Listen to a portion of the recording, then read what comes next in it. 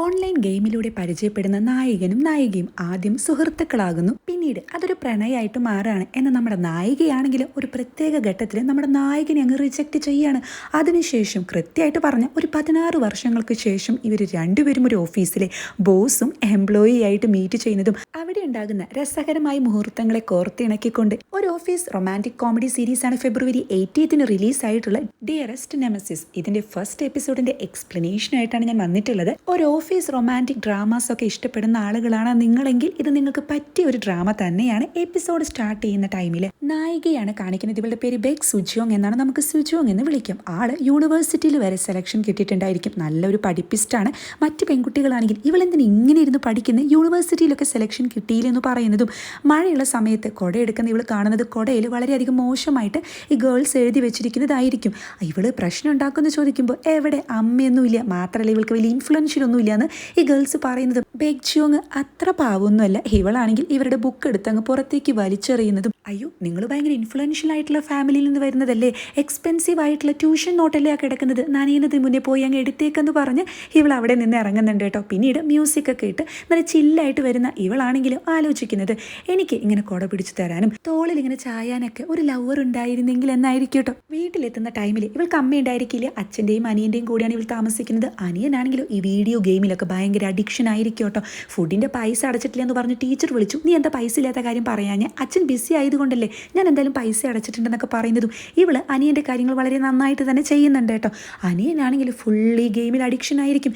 Next day അനിയൻ്റെ ഒരു അലറൽ കേട്ടിട്ടാണ് ഇവൾ എണീക്കുന്നത്. നോക്കുമ്പോൾ ഗെയിമിൽ തോറ്റു എന്ന് പറഞ്ഞ് രാത്രി മൊത്തം ഇവൻ വീഡിയോ ഗെയിം കളിക്കുന്നതാണ് കേട്ടോ ഇവൾ കാണുന്നത്. ഇവളാണെങ്കിൽ ഇതും പറഞ്ഞ് ഇവനായിട്ട് അടി ഉണ്ടാക്കുന്നതും അങ്ങോട്ട് വരുന്ന അച്ഛനാണെങ്കിൽ ഒന്ന് സമാധാനമായിട്ട് കിടന്നുറങ്ങാൻ സമ്മതിക്കില്ല എന്നൊക്കെ പറഞ്ഞ് ചൂടാകുമ്പോൾ ഇവളാണെങ്കിൽ അനിയൻ്റെ മൂട്ടിയൊക്കെ പിടിച്ചങ്ങ് വലിക്കുന്നുണ്ട് കേട്ടോ. ചേച്ചിക്ക് പറഞ്ഞാൽ മനസ്സിലാവാത്തതുകൊണ്ട് ഇത് എല്ലാവരും കളിച്ച് ജയിച്ചിട്ടുള്ളൊരു ഗെയിമാണ്, ഞാൻ തോറ്റു കഴിഞ്ഞാൽ അവരൊക്കെ എന്നെ തരം താഴ്ത്തും എന്നൊക്കെ പറയുമ്പോൾ എൻ്റെ അനിയനെ ആരങ്ങനെ തരം താഴ്ത്തുന്നത്, എനിക്കതൊന്ന് കാണണമല്ലോ, ഞാൻ ജയിപ്പിച്ച് തരാമെന്ന് പറഞ്ഞിട്ട് ഇവളിരുന്ന വീഡിയോ ഗെയിം കളിക്കാൻ സഹായിക്കുന്നുണ്ട്. പിന്നീട് ഇവൾക്കതൊരു അഡിക്ഷനായി മാറുന്നതും പിറ്റേ ദിവസം മോർണിംഗിൽ ഇവൻ നോക്കുമ്പോൾ ഇവൾ രാത്രി മൊത്തം ഇരുന്നിട്ട് ഈ ഗെയിം കളിക്കുന്നതായിരിക്കും കേട്ടോ കാണുന്നത്. ചേച്ചി നീ ഇന്നലെ ഉറങ്ങിയില്ലേ, മൊത്തം ഗെയിം കളിക്കുകയായിരുന്നു എന്ന് ചോദിക്കുമ്പോൾ 3 ദിവസത്തിൻ്റെ ഉള്ളിൽ ഞാൻ നിന്നെ ടോപ്പിൽ എത്തിക്കുന്നൊക്കെ പറയുന്ന ഇവളാണെങ്കിൽ ഈ ഗെയിം കളിക്കുമ്പോൾ ഒരു ക്യാരക്ടർ ഉണ്ടായിരിക്കുമല്ലോ, ആ ക്യാരക്ടർ ഇവളായിട്ട് അവിടെ കാണിക്കുകയാണ്. ഇവള് അവിടുത്തെ ആനിമൽസ് ഒക്കെ ഉണ്ടായിരിക്കും കേട്ടോ, അവരെ അങ്ങനെ ഫൈറ്റ് ചെയ്യുന്നതും ആ ടൈമിലാണ് അങ്ങോട്ട് ബ്ലാക്ക് ഡ്രാഗൺ എന്ന് പറയുന്ന ഒരുത്തൻ വരുന്നത് കേട്ടോ. അവൻ മറ്റൊരു ഗെയിമർ ആയിരിക്കും. ഇവൾക്ക് നേരെ വരുന്ന ആ മൃഗങ്ങളെയൊക്കെ ഇവൻ അടിച്ചു വീഴ്ത്തുന്നതും ഇവളാണെങ്കിൽ, അതായത് ഇവർ ടൈപ്പ് ചെയ്തിട്ടാണ് കേട്ടോ ഈ കോൺവെർസേഷൻ നടത്തുന്നത്. പക്ഷേ ഇത് ഇവർ സംസാരിക്കുന്നതായിട്ടാണ് നമുക്ക് കാണിച്ചു തരുന്നത്. അല്ല എൻ്റെ സ്പോട്ടിൽ വന്നിട്ട് കളിക്കാൻ താനാരാ, താൻ എവിടുന്നാണ് വരുന്നതെന്നൊക്കെ ചോദിക്കുമ്പോൾ തൻ്റെ സ്പോട്ടോ, ഇത് എല്ലാവർക്കും കളിക്കാൻ പറ്റുന്ന ഓൺലൈൻ ഗെയിം ആണല്ലോ, അങ്ങനെയൊന്നുമില്ല എന്ന് പറയുന്നതും പിന്നീട് ഇവർ രണ്ടുപേരും ഒരുമിച്ചിട്ട് ഈ മൃഗങ്ങളെ അറ്റാക്ക് ചെയ്യുന്നതായിട്ടുള്ളൊരു സീനാണ് കാണിക്കുന്നത്. ഇതിൻ്റെ ഇടയിൽ ഇവൻ്റെ എനർജിയൊക്കെ ഇങ്ങനെ കുറയുന്നുണ്ട് കേട്ടോ. അപ്പോൾ എനർജി കിട്ടണം എന്നുണ്ടെങ്കിൽ ഇവനൊരു പോയിന്റ്സ് ഒക്കെ വേണം, അതില്ല. അപ്പോൾ ഇവളുടെ അടുത്ത് അതുണ്ട്, കാരണം ഇവൾ ഹീലർ ആയിരിക്കും. ഇവൾക്ക് ഇവനെ ടച്ച് ചെയ്യുന്ന ടൈമിൽ പോയിന്റ്സ് ഒക്കെ കൂടുതൽ അങ്ങോട്ട് കൊടുക്കാൻ പറ്റും. അങ്ങനെ ഇവനെ സഹായിക്കുന്നുണ്ട്. ഇവർ രണ്ടുപേരും എല്ലാ മൃഗങ്ങളെയും അടിച്ചു വീഴ്ത്തുന്നുണ്ട്. താൻ കൊള്ളാലോ, എൻ്റെ കയ്യിലൊരു ഹീലർ ആയിട്ടുള്ള കണ്ടസ്റ്റന്റ് ഇല്ല, എൻ്റെ പാർട്ട്ണർ ആകാൻ താല്പര്യമുണ്ടെന്ന് ചോദിക്കുമ്പോൾ തൻ്റെ വയസ്സ് എത്രയാണ്, എന്തെങ്ങനെയൊക്കെ സംസാരിക്കുന്നതെന്ന് ഇവൾ ചോദിക്കുന്ന ടൈമിൽ തൻ്റെ വയസ്സ് എത്രയാണ് ഇവൻ തിരിച്ച് ഇവളോട് ചോദിക്കുന്നുണ്ട്. ഇവളാണെങ്കിലും 19 എന്ന് പറയുമ്പോൾ എനിക്ക് 22 വയസ്സായി എന്നാണ് ഇവൻ പറയുന്നത്. ഇവളാണെങ്കിൽ അപ്പോൾ ശരി ഓക്കെ എന്ന് പറഞ്ഞിട്ട് ഇവർ രണ്ടുപേരും പരസ്പരം ഫ്രണ്ട് റിക്വസ്റ്റ് അയക്കുന്നുണ്ട്. പിന്നീട് ഇവർ രണ്ടുപേരും മാർക്കറ്റിലേക്കാണ് പോകുന്നത് കേട്ടോ. അതായത് വേറെ ഒന്നുമില്ല, നമ്മൾ ഈ ഗെയിം കളിക്കുന്ന ടൈമിൽ ഓരോ സാധനങ്ങൾ എക്യുപ്മെൻറ്റ്സ് ഇങ്ങനെ സെലക്ട് ചെയ്യില്ലേ, അത് ജസ്റ്റ് ഒരു കോമഡി രൂപേണ കാണിക്കുകയാണ്. മാർക്കറ്റിലേക്ക് എത്തുന്ന ടൈമിൽ ഇവൻ്റെ തന്നെ ഗ്രൂപ്പിലുള്ള മറ്റു 3 പേരെയാണ് ഇവൾക്ക് പരിചയപ്പെടുത്തി കൊടുക്കുന്നുണ്ട്. അതിലൊരു ഗേളും 2 ബോയ്സും ഉണ്ടായിരിക്കും കേട്ടോ. പിന്നെ ഇവർ ഒരുമിച്ച് ഡ്രിങ്ക്സ് ഒക്കെ അടിക്കുന്നതും, ഈ ഡ്രിങ്ക്സ് എന്ന് പറയുന്നത് ഇവരുടെ കണ്ടസ്റ്റൻസിന് ഈ എനർജി ബൂസ്റ്റപ്പ് ചെയ്യുന്നൊരു സംഭവമായിരിക്കും. ഇവരങ്ങനെ സംസാരിക്കുന്ന ടൈമിൽ ഇവള് ഒരു പെൺകുട്ടിയാണെന്ന് അറിയത്തില്ലല്ലോ, കാരണം അനിയൻ്റെ ഐഡിയയിലാണ് ഇവൾ കളിക്കുന്നത്. ഈ ഗ്രൂപ്പിലുള്ള ഗേൾ ആണെങ്കിൽ ഈ ബ്ലാക്ക് ഡ്രാഗണും പ്രിൻസും കൂടിയിട്ട് എത്ര മൃഗങ്ങളെന്നറിയാം അടിച്ചു വീഴ്ത്തിയത്. ഇവർ രണ്ടുപേരും പെയറപ്പാവുകയാണെങ്കിൽ സൂപ്പർ ആയിരിക്കും എന്ന് പറയുമ്പോൾ മറ്റൊരു ബോയ് ആണെങ്കിൽ ശരിക്കും ഈ ഒരു പ്രിൻസ് പെണ്ണായിരുന്നെങ്കിൽ ഇവർക്ക് രണ്ടുപേർക്കും കല്യാണം കഴിക്കായിരുന്നില്ലേ എന്നൊക്കെ പറയുന്ന ടൈമിൽ ഈ ഗേൾ ആണെങ്കിൽ ഇവളേനെ ഇങ്ങനെ ഇടയ്ക്ക് പ്രിൻസ് പ്രിൻസ് എന്ന് വിളിക്കുമ്പോൾ അയ്യോ ഞാൻ പ്രിൻസ് അല്ല, ഞാനൊരു ലേഡിയാണെന്ന് പറയുന്നതും ലേഡിയോ അപ്പോൾ ഐഡിയയിൽ അങ്ങനെയല്ലല്ലോ കാണുന്നതെന്ന് പറയുമ്പോൾ അത് ജസ്റ്റ് എൻ്റെ അനിയൻ്റെ ഐഡിയയിൽ ഞാൻ കയറിയതാണ്, എന്നെ എങ്ങനെ ആരും വിളിക്കേണ്ടെന്ന് പറയുമ്പോൾ പിന്നെ എന്താ വിളിക്കേണ്ടതെന്ന് ചോദിക്കുമ്പോൾ ഇവൾ തന്നെയാണ് സ്ട്രോബെറി സ്ട്രോബെറി എന്ന് വിളിച്ചാൽ മതി എന്ന് പറഞ്ഞിട്ട് അവിടെ ഒരു ഐഡി കൊടുക്കുന്നത്. സ്ട്രോബെറി അപ്പോൾ ഒരു പെൺകുട്ടി ആയതുകൊണ്ട് ഇനി ഇവർ തമ്മിൽ കല്യാണം കഴിച്ചാൽ കുഴപ്പമൊന്നുമില്ല, അല്ല ഗെയിമിൽ കല്യാണം കഴിക്കാൻ പറ്റത്തില്ല കേട്ടോ, റിയൽ ലൈഫിലെ കല്യാണം കഴിക്കാൻ പറ്റൂ എന്നൊക്കെ പറഞ്ഞ് ഒരു ചളി അടിക്കുന്ന ടൈമിൽ ഇവർക്ക് രണ്ടുപേർക്കും ചെറുതായിട്ടൊരു നാണൊക്കെ വരുന്നുണ്ട്.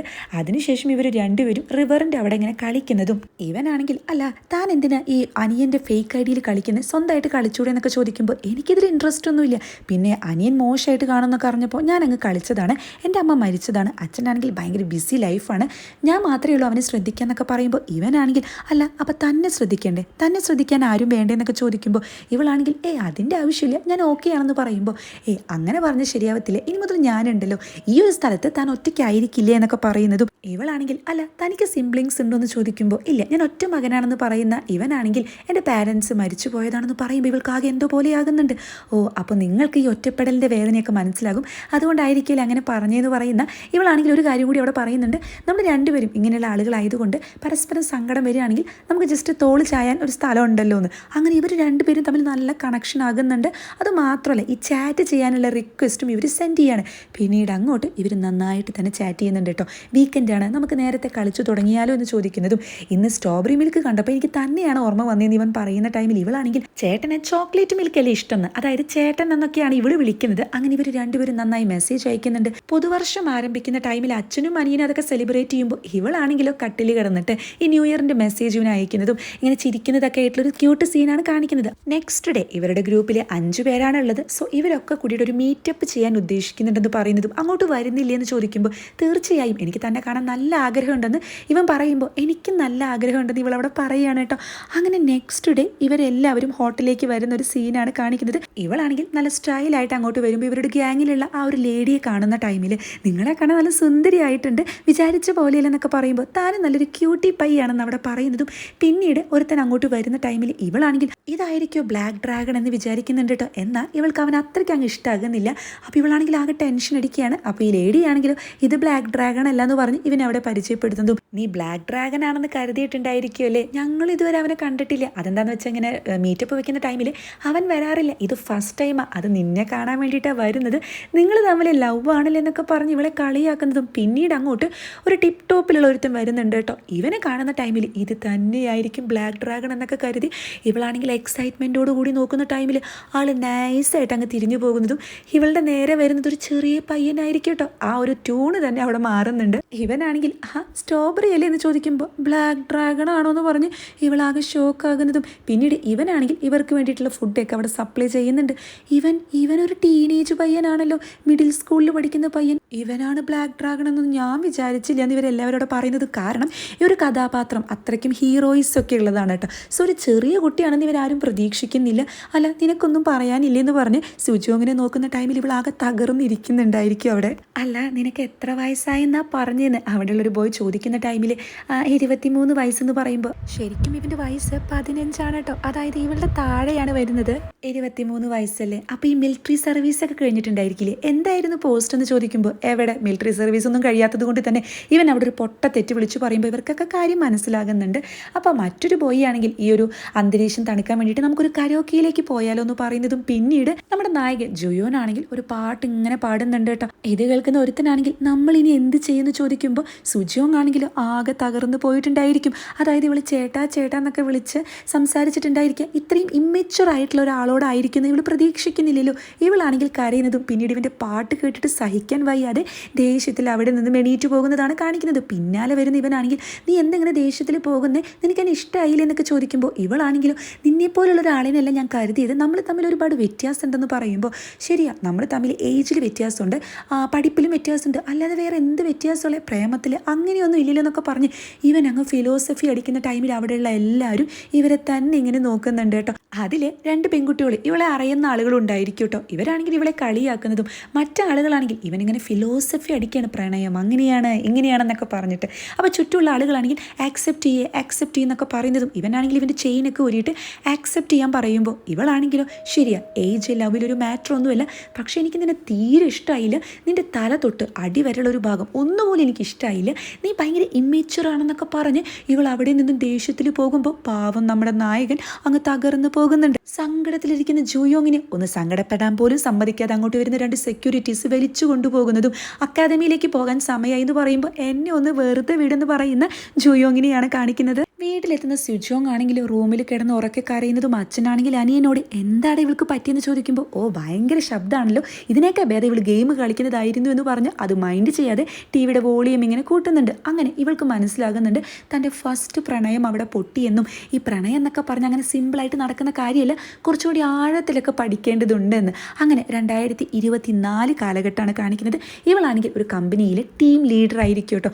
അവിടെയുള്ള ഒരു ഡയറക്ടറെ, അതായത് ഇവളുടെ മുകളിലുള്ള ആളേനാണ് ഇവൾ കുത്തിന് പിടിക്കുന്നതും തന്നോട് വർക്ക് ചെയ്യാൻ പറഞ്ഞ മര്യാദയ്ക്ക് അങ്ങ് വർക്ക് ചെയ്താൽ പോരെ എന്നൊക്കെ പറഞ്ഞ് ചൂടാകുന്ന ടൈമിൽ ഇയാളാണെങ്കിൽ എടോ താൻ എൻ്റെ താഴെയുള്ള ആളാണ്, എന്നിട്ടും താൻ ഒറ്റൊരുത്തി കാരണം ഞാൻ ഇരുന്ന് പണിയെടുത്ത് എനിക്ക് മൂലക്കുരു വരെ വന്നു, അതുകൊണ്ടാണ് ഞാനിപ്പോൾ റിസൈൻ ചെയ്ത് പോകുന്നതെന്നൊക്കെ പറയുന്നതും ഇതൊക്കെ ഒരു റീസൺ ആണോ എന്ന് ചോദിച്ച് ഇവൾ ചൂടാകുന്നതായിട്ടുള്ളൊരു സീനാണ് കാണിക്കുന്നത്. അതായത് പണ്ട് ഹീലർ എന്ന ഒരു നാമത്തിൽ വിളിച്ചിരുന്ന ഇവള് ഇപ്പോൾ ഒരു കില്ലർ ആയിരിക്കും കേട്ടോ. വെറും കില്ലറല്ല, ഡയറക്ടർ കില്ലർ. അത് പറയാനൊരു കാര്യമുണ്ട്. അതെന്താന്ന് പറയുന്നതിന് മുന്നേ നെക്സ്റ്റ് സീനിൽ കാണിക്കുന്നത് ഒരു യൂസിങ് മോട്ടോർ ഡിപ്പാർട്ട്മെൻറ്റ്, അത്യാവശ്യം ഇൻഫ്ലുവൻഷ്യൽ ആയിട്ടുള്ളൊരു കമ്പനിയാണ്. അവരെങ്ങനെ താഴെ ഇറക്കണമെന്ന് ഒരാൾ ഡിസ്കസ് ചെയ്യുന്നതും ഈ ബോസ് ആണെങ്കിൽ സെക്രട്ടറിയോട് അല്ല ഈ യൂസിങ്ങിൻ്റെ ചെയർ വുമണിൻ്റെ ഒരേ ഒരു പേരക്കുട്ടി ഉണ്ടല്ലോ, അയാളെ താൻ കണ്ടിട്ടുണ്ടോ എന്ന് ചോദിക്കുമ്പോൾ ഹൈസ്കൂളിലൊക്കെ പഠിക്കുമ്പോൾ അത്യാവശ്യം കണ്ടിരുന്നു, അങ്ങനെ കണ്ടിട്ടുള്ള ആളുകളുണ്ട്, പക്ഷേ അതിനുശേഷം ഡിഗ്രിയൊക്കെ കംപ്ലീറ്റ് ചെയ്തു, പിന്നീട് അങ്ങോട്ട് ഫേക്ക് ഐ ഡിയിലാണ് വർക്ക് ചെയ്യുന്നത്. അതായത് ഇതുവരെ ആളുടെ മുഖം ആർക്കും ഒന്നും അറിയത്തില്ല, പിന്നെ ആൾ അധികം അങ്ങനെ പബ്ലിക്കിലേക്കൊന്നും വരാറില്ല എന്ന് പറയുന്നതും ആളിനിപ്പോൾ എങ്ങനെയൊന്ന് മീറ്റ് ചെയ്യാന്ന് പറയുന്ന ടൈമിലാണ് ഇയാളിപ്പോൾ സംസാരിച്ചു കൊണ്ടിരിക്കുന്ന യൂസിങ് ഡിപ്പാർട്ട്മെന്റിലെ കുറച്ച് ആളുകൾ അങ്ങോട്ട് വരുന്നുണ്ട് കേട്ടോ. അപ്പോൾ ഇയാളെ എന്തൊക്കെയോ തിരിമറികൾ നടത്തിയിട്ടുണ്ട്, അതുപോലെ കൈക്കൂലി വാങ്ങിയിട്ടുണ്ടെന്നൊക്കെ പറഞ്ഞ് അറസ്റ്റ് ചെയ്യുന്ന ടൈമിൽ ഈ ബോസ് ഇത്രയും നേരം സംസാരിച്ചു കൊണ്ടിരുന്ന സെക്രട്ടറി ആണെങ്കിൽ ഈ ചീഫ് ലേഡിയോട് നിങ്ങൾ 3 മിനിറ്റ് 15 സെക്കൻഡ് ലേറ്റ് ആയി എന്ന് പറയുമ്പോൾ സോറി സാർ എന്നൊക്കെ പറയുന്നുണ്ട്. ഇതൊക്കെ കണ്ടിട്ട് ബോസിനൊന്നും മനസ്സിലാകുന്നില്ല.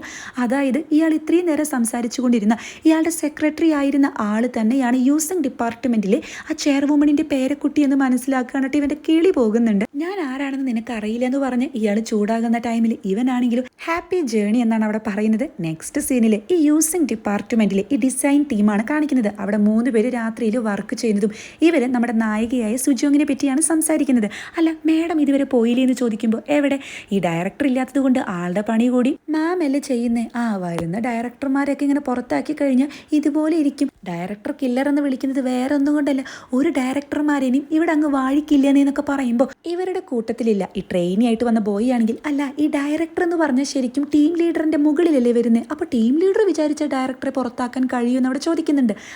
ന്യായമായ ചോദ്യമാണ്. അതെ നീ ഒരു ഇന്ത്യൻ ആയതുകൊണ്ട് അറിയാത്തതാ, ഫസ്റ്റത്തെ ഡയറക്ടർ പോയതെന്ന് പറഞ്ഞിട്ട് അവിടെ ഒരു സ്റ്റോറി തന്നെ വിവരിച്ചു കൊടുക്കുന്നുണ്ട്. ഒരു ടീം ഡിന്നറിന്റെ ഇടയിൽ ഈ ഡയറക്ടർ ആണെങ്കിൽ തൊട്ടടുത്തിരിക്കുന്ന സ്ത്രീയുടെ ഈ തൈസിൽ ഇങ്ങനെ തൊടാൻ ശ്രമിക്കുന്നതും അങ്ങോട്ട് വരുന്ന സുജിയോങ് ആണെങ്കിൽ അല്ല സാറേ സാറിന്റെ കൈ പോകുന്ന ഡയറക്ഷനെ അത്ര ശരിയല്ലെന്ന് പറഞ്ഞു ആ കൈ അങ്ങ് വളച്ചൊടിക്കുന്നതും ഹയർ ഡിപ്പാർട്ട്മെന്റിലേക്ക് കംപ്ലൈന്റ് അയക്കുന്നുണ്ട്. പിന്നീട് രണ്ടാമത് വന്ന ഡയറക്ടർ ആണെങ്കിൽ മീറ്റിംഗിന്റെ ഇടയിൽ ഓഫീസിന്റെ ഉള്ളിലിരുന്ന് സിഗരറ്റ് വലിക്കുന്നതും സാറേ ഇങ്ങനെ സിഗരറ്റ് വലിക്കാൻ പറ്റത്തില്ലെന്ന് ഇവർ പറയുമ്പോൾ ഇയാൾ അത് മൈൻഡ് ആക്കുന്നില്ല എന്ന് നമ്മുടെ സുജിയോങ് അത് മൈൻഡ് ആക്കുന്നുണ്ട്. ഇവളാണെങ്കിൽ ഈ ഫയർ ഡിസ്റ്റിങ്വിഷർ ഇല്ലേ അതെടുത്തുകൊണ്ട് ആ ഓഫീസിൽ അങ്ങ് മൊത്തം പുകയ്ക്കുന്നതും താൻ എന്തോ ഈ കാണിക്കുന്നതെന്ന് ചോദിക്കുന്ന ഡയറക്ടറോട് അയ്യോ പുക വന്നപ്പോൾ ഞാൻ വിചാരിച്ചു തീ വന്നതാന്ന് അതുകൊണ്ട് ചെയ്തതാന്ന് പറഞ്ഞു.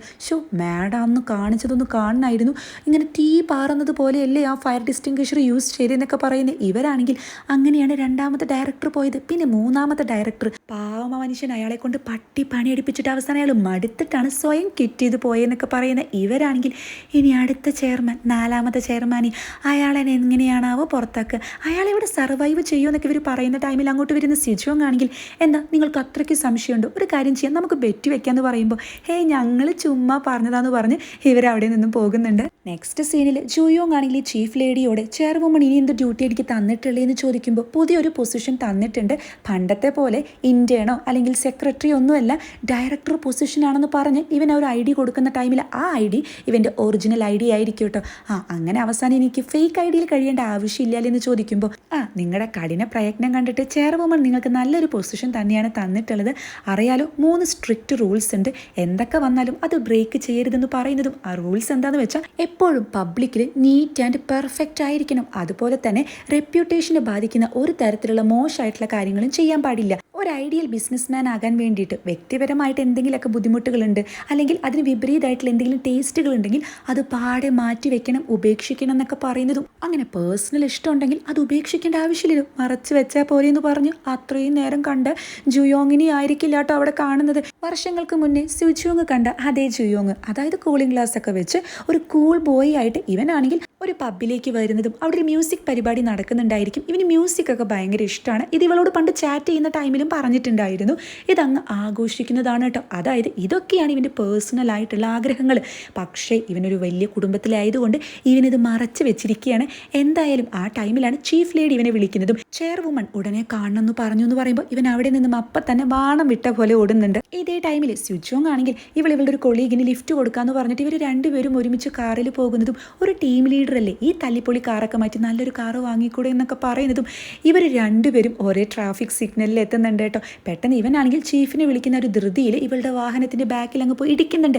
ഇവളാണെങ്കിൽ ദേഷ്യത്തിൽ ഇറങ്ങി വരുന്നതും, എടോ ഗ്ലാസ് താഴ്ത്തി ഇങ്ങോട്ട് ഇറങ്ങി എന്നൊക്കെ പറയുന്ന ടൈമിൽ ഇവൻ ചെറുതായിട്ടൊന്ന് പേടിക്കുന്നുണ്ട്. കാരണം ചെയർവുമണിൻ്റെ സ്ട്രിക്റ്റ് റൂൾ ഉണ്ട്, റെപ്യൂട്ടേഷൻ തകർക്കുന്ന ഒന്നും ചെയ്യരുതെന്ന്. ഇവനാണെങ്കിൽ ഒരു ഗത്യന്തരമില്ലാതെ പുറത്തേക്ക് ഇറങ്ങുന്നതും ഇവൻ്റെ ആ ഡ്രസ്സും സ്റ്റൈലൊക്കെ കണ്ടിട്ട് ഇവൾ ആകെ അന്തം വിട്ടൊന്നും ഇങ്ങനെ നോക്കുന്നുണ്ട്. എവിടെ നിന്ന് കുറ്റിയും പറിച്ച് വരിക, എന്താ ഈ കാണിച്ചെന്നൊക്കെ ചോദിക്കുമ്പോൾ ഇവനാണെങ്കിൽ കൂളായിട്ട് ഇതെൻ്റെ ലോയറിൻ്റെ നമ്പറാണ്, വിളിച്ചാൽ മതി, ഞാൻ കോമ്പൻസേറ്റ് ചെയ്തോളാം എന്ന് പറയുമ്പോൾ ഇവൾ അങ്ങനെ ഒന്നും ഇവനെ വിടുന്നില്ല. സോറി ഒന്നും പറയാതെ പൈസ നേരിട്ട് തരാതെ വലിയ ജാട ഇറക്കുകയാണില്ലേ, അങ്ങനെയൊന്നും പോകാൻ പറ്റത്തില്ല എന്ന് പറയുമ്പോൾ പിന്നെ എന്തോ വേണമെന്നൊക്കെ പറഞ്ഞ് ഇവർ രണ്ടുപേരും തല്ലു പിടിക്കുന്ന ടൈമിൽ ഇവളാണെങ്കിലോ ഇവളുടെ ആ സ്റ്റാഫിനോട്, എടോ തനിക്ക് വണ്ടി ഓടിച്ച് പോകാൻ അറിയത്തില്ലേ, നീ അങ്ങ് വണ്ടി ഓടിച്ച് പൊക്കോ, ഞാൻ പിന്നെ വരാമെന്ന് പറഞ്ഞ് ഇവൻ്റെ വണ്ടിയിൽ അങ്ങ് കയറിയിരിക്കുകയാണ്. അല്ല ഇതെങ്ങോട്ടാന്ന് ചോദിക്കുമ്പോൾ താൻ പൈസ തരാമെന്നൊക്കെ പറഞ്ഞ് അങ്ങ് പറ്റിച്ചാൽ അതുകൊണ്ട് ഞാനും ഉണ്ട് തൻ്റെ കൂടെ, പൈസ കിട്ടിയിട്ടേ പോകൂ എന്ന് പറഞ്ഞ് ഇവൻ്റെ കൂടെ നേരെ പോകുന്നത് ഹോസ്പിറ്റലിലേക്കായിരിക്കും. ഇതെന്താ ഹോസ്പിറ്റലെന്ന് ചോദിക്കുന്ന ഇവളോട്, ഞാൻ പറഞ്ഞില്ലേ എനിക്കിവിടെ ഒരാളെ അർജൻറ്റായിട്ട് കാണാനുണ്ട്, അതിനെ ഇങ്ങോട്ട് വന്നേന്ന് പറഞ്ഞ് ഇതിൻ്റെ ഇടയിൽ ഇവൻ ഡ്രസ്സൊക്കെ ചേഞ്ച് ചെയ്യുന്നുണ്ട്. റോഡ് ക്രോസ് ചെയ്യുന്ന ടൈമിൽ ജസ്റ്റ് ഒരു വാഹനം ഇങ്ങോട്ട് പോകുന്നതും ഇവൾക്കാണെങ്കിൽ ഇവനെ അങ്ങ് മിസ്സാവുകയാണ് കേട്ടോ. ഇവനാണെങ്കിൽ ഹോസ്പിറ്റലിൽ ചെല്ലുമ്പോൾ എന്താ ലേറ്റ് ആയെന്ന് ചോദിച്ച് ചെയർവുമൺ ചൂടാകുന്നതും, എൻ്റെ മകൻ മരിച്ചതിന് ശേഷം അവനിരിക്കുന്നൊരു പൊസിഷനാണ് നിനക്ക് തന്നിട്ടുള്ളത്, അതിൻ്റെ ഡിഗ്നിറ്റി സൂക്ഷിക്കണം എന്നൊക്കെ പറയുമ്പോൾ ഇവനാണെങ്കിൽ നല്ല മര്യാദയുള്ള കുട്ടിയായിട്ട്, എനിക്കറിയാം ഞാൻ അങ്ങനെ തന്നെയാണ് കാര്യങ്ങൾ ചെയ്യുന്നതെന്ന് അവിടെ പറയുന്നതും, ചെയർവുമൺ വന്നിട്ടുണ്ടായിരിക്കും. ഇവരുടെ ഓഫീസിൽ വർക്ക് ചെയ്യുന്ന ഒരു എംപ്ലോയി മരിച്ചിട്ടുണ്ടായിരിക്കും. അപ്പോൾ അവരുടെ ഭാര്യനെയൊക്കെ സമാധാനിപ്പിക്കാനായിരിക്കും.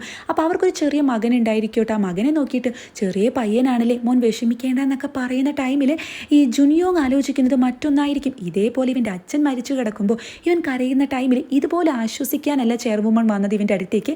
ഇവരാണെങ്കിൽ ദേഷ്യത്തിൽ നീ കരയരുത്, നീ കാരണമാണ് എൻ്റെ മകൻ മരിച്ചതെന്നൊക്കെ പറയുന്ന ഒരു സീൻ ഇവൻ അവിടെ ആലോചിച്ചെടുക്കുന്നുണ്ട്. പിന്നീട് ഇവനാണെങ്കിൽ ഇവൻ്റെ ഫ്ലാറ്റിലേക്ക് പോകുന്നതും, ചെറിയൊരു ഫ്ലാറ്റൊന്നും ആയിരിക്കില്ല, ഒരു ആഡംബര ഫ്ലാറ്റ് ആയിരിക്കും അത്. അവിടെ ഇവനൊരു പ്രത്യേക റൂമിലേക്ക് കിടക്കുന്ന ടൈമിൽ അവിടെ ഈ ഗെയിം കളിക്കാനുള്ള എക്യുപ്മെൻറ്റ്സ്, ഒരുപാട് വെറൈറ്റി മ്യൂസിക്കിൻ്റെ ഒരു കളക്ഷൻ ഉണ്ടായിരിക്കും, അതുപോലെ കാർട്ടൂൺസിൻ്റെ ഒക്കെ മിനിയേച്ചർ.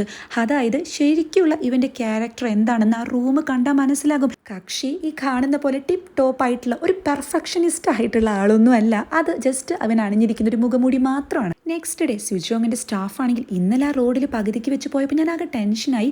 എന്നാലും എന്തൊക്കെ ഇന്നലെ നടന്നതെന്നൊക്കെ പറയുമ്പോൾ അവൻ എനിക്ക് പൈസ തന്നില്ല, എന്നെ പറ്റിച്ചു പോയി എന്നൊക്കെ പറഞ്ഞ് ഇവൾ ഉറക്കെ സംസാരിക്കുന്നതും ലിഫ്റ്റിൽ നിന്ന് ഇറങ്ങുന്ന ടൈമിൽ അതേ ലിഫ്റ്റിൽ തന്നെ ഇവനും ആ ചീഫും ഉണ്ടായിരിക്കും കേട്ടോ. ഇവനാണെങ്കിൽ ഇവൻ്റെ ആ സ്മാർട്ട് വാച്ചിൽ ഇങ്ങനെ പബ്ലിക്കായിട്ട് ഉറക്കെ സംസാരിക്കാൻ പാടില്ല, ഇതിനെതിരെ ക്ലാസ് എടുത്ത് കൊടുക്കണം എന്നൊക്കെ പറയുന്നതും, പിന്നീട് ഇവർ ഫുഡ് കഴിക്കുന്ന കഫ്റ്റീരിയയിലേക്ക് പോകുന്ന ഇവനാണെങ്കിൽ ഈ പ്രോട്ടീൻ റിച്ച് ആയിട്ടുള്ള ഫുഡ് ഐറ്റംസിൽ മെനുവിൽ അത് ഉൾപ്പെടുത്തണമെന്ന് റിപ്പോർട്ട് ചെയ്യുന്നതും, സുജോങ്ങിൻ്റെ കൊളീഗ്സ് ആണെങ്കിൽ പുതിയ ഡയറക്ടർ ഇന്ന് വരും, അയാളെങ്കിലും ഒന്ന് ഇവിടെ വാഴിക്കണം എന്നൊക്കെ പറയുമ്പോൾ അത് കൊള്ളാം, ഇവരെയൊക്കെ പിരിച്ചുവിടുന്നത് എൻ്റെ കുറ്റാണോ, ഈ HR ഡിപ്പാർട്ട്മെൻറ്റ് ശരിക്കും ശരിയല്ല, ഇങ്ങനെയൊക്കെയാണ് ഒരു ഡയറക്ടറെ ചൂസ് ചെയ്യേണ്ടതെന്ന് പറഞ്ഞ് കമ്പനിക്കെതിരെ സംസാരിക്കുന്ന ടൈമിൽ ഇത് കേൾക്കുന്ന ജുയോങ് ആണെങ്കിൽ ഇവളിപ്പോൾ കമ്പനിക്കെതിരെയാണ് സംസാരിച്ചത്, ഇതിനെതിരെ ആക്ഷൻ എടുക്കണം എന്നൊക്കെ പറയുമ്പോൾ ചീഫാണെങ്കിൽ ഇന്ന് മുതൽ തന്നെ വർക്ക് ആരംഭിച്ചു, ഇത്രയും പെർഫെക്ഷനിസ്റ്റ് ഒന്നും ആകേണ്ടെന്ന് പറയുമ്പോൾ അങ്ങനെ തന്നെയാകണം, ചെയർവുമണ് ഞാനൊരു ആപ്റ്റ് ആയിട്ടുള്ള ആളാണെന്ന് തെളിയിച്ചു കൊടുക്കണം എന്നൊക്കെ ഇവൻ അവിടെ പറയുന്നുണ്ട്. പിന്നീട് കാണിക്കുന്നത് ഈ ഒരു ഡിസൈനർ ടീമിനെ ആയിരിക്കും കേട്ടോ. അവിടുത്തെ ചീഫായിട്ടുള്ള ഇവൻ്റെ പേര് കിംസിൻ എന്നായിരിക്കും. അത്യാവശ്യം ഗ്ലാമറുള്ള ഈ സാറിനാണെങ്കിൽ ഒരു പെൺകുട്ടി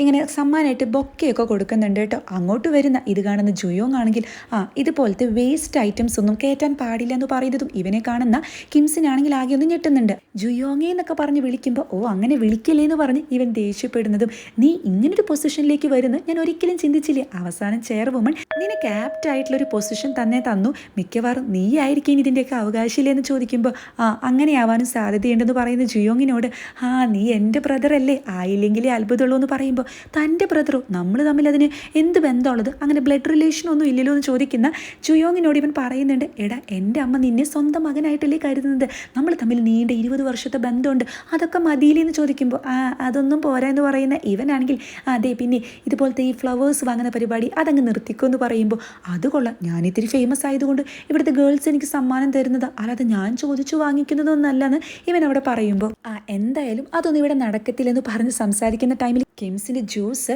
ഇവൻ്റെ ഷർട്ടിലേക്ക് ഇങ്ങനെ തെറിക്കുന്നതും ആകെ അഴുക്കായി, ഞാനിതൊന്ന് മാറ്റട്ടെ എന്ന് പറഞ്ഞ് ഇവൻ അവിടെ നിന്നും ദേഷ്യത്തിൽ എണീറ്റ് പോകുന്നുണ്ട്. ഇവനാണെങ്കിലും ഡയറക്ടർ ഓഫീസിലേക്ക് കടക്കുന്നതാണ് സ്യുച്ചോങ്ങിൻ്റെ മെമ്പേഴ്സ് കാണുന്നത്.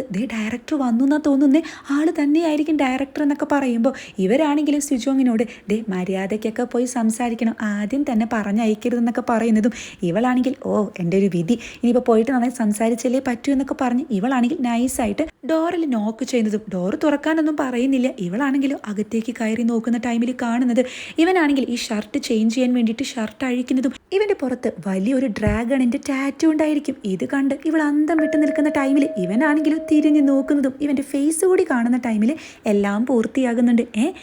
താനല്ലേ ഇന്നലെ എന്ന് പറഞ്ഞ് ഇവൾ സംസാരിക്കാൻ തുടങ്ങുമ്പോഴേക്കും ഇവനാണെങ്കിൽ ഇവളെ പിടിച്ചങ്ങ് വലിക്കുന്നതും ഇവളുടെ വായ പൊത്തുന്നുണ്ട്. സഡൻ ആക്ഷൻ ആയതുകൊണ്ട് തന്നെ ഇവളൊന്ന് ചീറുന്നുണ്ട്. ഇവർ പരസ്പരം നോക്കി നിൽക്കുന്നിടത്ത് വെച്ചിട്ടാണ് എപ്പിസോഡ് അവസാനിക്കുന്നത്. അതായത് ജുയോങ്ങിന്റെ ഒരു വലിയ സീക്രട്ടാണ് സ്യുജോങ് ഇവിടെ മനസ്സിലാക്കിയിട്ടുള്ളത്. ഇനി തൻ്റെ മുന്നിൽ നിൽക്കുന്ന ഇതേ ഡയറക്ടർ തന്നെയാണ് 16 വർഷങ്ങൾക്ക് മുന്നേ തന്നെ പ്രപ്പോസ് ചെയ്ത പയ്യനെന്നുകൂടി അറിഞ്ഞു കഴിഞ്ഞാൽ എല്ലാം പൂർത്തിയായി. അപ്പോൾ അടുത്ത എപ്പിസോഡ് വരെ വെയിറ്റ് ചെയ്തേ പറ്റും.